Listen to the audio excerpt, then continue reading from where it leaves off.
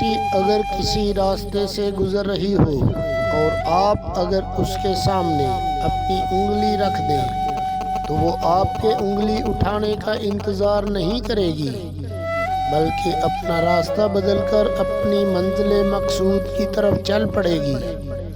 اس لیے ایک راستے کو بند پا کر تھک ہار کر نہیں بیٹھنا چاہیے، بلکہ راستے اور بھی ہیں، اور روزی دینے والی ذات آسمان میں ہے۔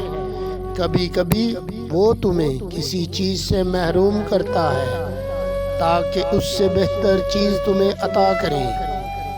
اگر انسان کسی صحیح راستے پر گامزن ہے تو منزل کے حصول کے لیے کسی جلد بازی کی کوئی ضرورت نہیں۔ بڑی کامیابیاں بڑی دیر کے بعد آتی ہیں۔